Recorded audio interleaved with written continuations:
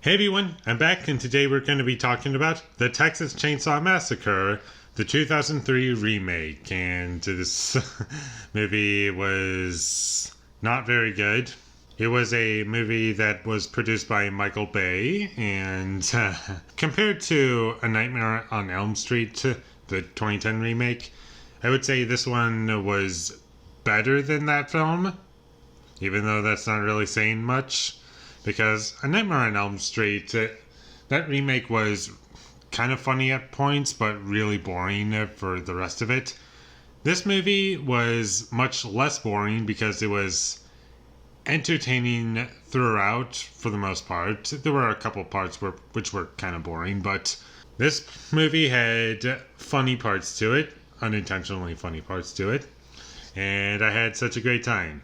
Now, it's impossible to talk about this movie and not compare it to the original, and if you want to hear my extended thoughts on the original, I've reviewed it on my channel already, so go check that out. But compared to the original, this movie is like nothing, and it's not scary in the slightest, and there's jump scares in it, and some of them are fake, and it's really annoying when that happens, but fortunately, it comes across with something really funny with like the violence, and it's like there's some really stupid things in this movie that I kind of don't want to get into because I don't want to ruin the comedy, the unintentional comedy of the film.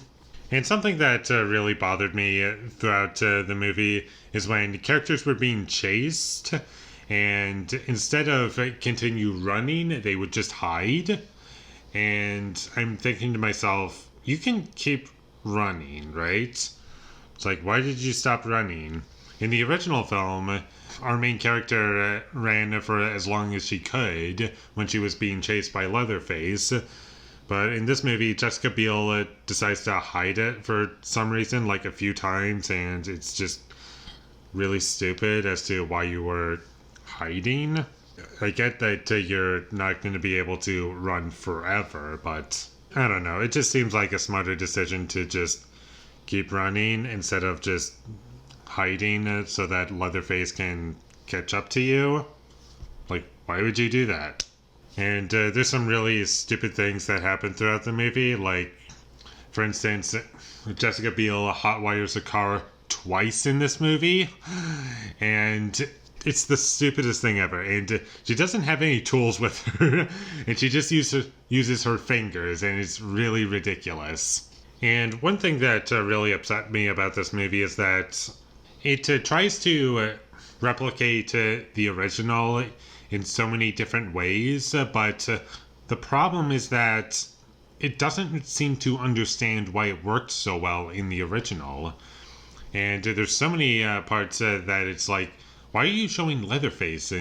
Like, you're showing that he's watching. I'm imagining that it would be much more terrifying if we didn't see him looking at these characters, or just you see his point of view as to, like, for example, if Leatherface is going to be looking through, like, a wall or through the floorboards, it'll just cut to Leatherface going up to the floorboard, and then it'll just show what he's seen, and it's like, why are you doing that? It would be more effective if we didn't see Leatherface at all, and even though you're expecting Leatherface, I think it would be much creepier and more effective if you didn't see him. Less is more. That's what I'm going to say about it. I also didn't enjoy the look of the movie. The movie had, they made the cinematography like really gray and just not very interesting looking. And it's like every Michael Bay movie ever, where they just oversaturate everything, and it doesn't look interesting. Like, it's either brown or dark, or, like I said, oversaturated. And this movie is not really an exception because it just doesn't look interesting, and it doesn't add anything to the movie.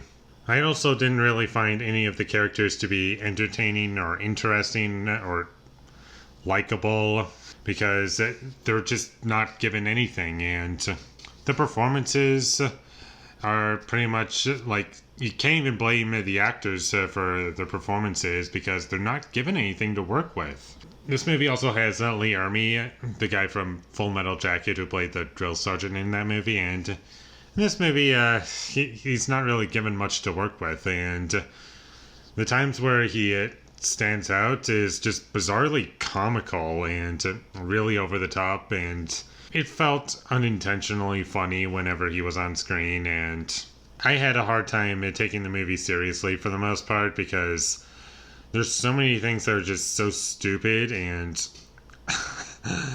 like there's a scene in this movie where Leatherface is chasing a guy through some like laundry sheets, and they're just being dried with the wind, and he like teleports eventually.